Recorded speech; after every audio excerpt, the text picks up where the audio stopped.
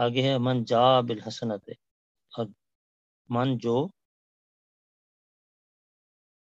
جا بالحسنت نیکی لے کر آئے گا، جا کا معنی آیا، جا بے کا معنی لایا، تو جو لے کر آئے گا الحسنہ نیکی، فلہو اس کے لیے ہوگی خیرون اس سے بہتر اجر، منہا اس سے، وہم اور وہ من فزعن سخت اضطراب سے یوم امن میں ہوں گے،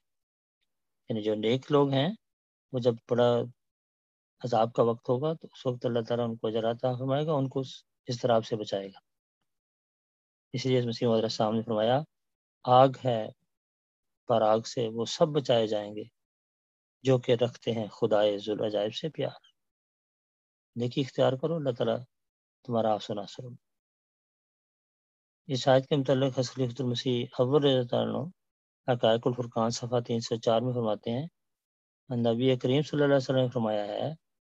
کہ افضلھا لا الہ الا اللہ، یعنی کلمہ توحید، وادناھا اماطۃ الاذی عن الطریق، کہ یہاں چونکہ نیکی کی بات آئی ہے کہ جو کوئی نیکی لے کے آئے گا تو اس کو اس سے بہت بڑھ کر اجر ملے گا، تو اس کے ہم فرماتے ہیں کہ حدیث میں آتا ہے کہ جو سب سے بڑی نیکی ہے وہ لا الہ الا اللہ کہنا ہے،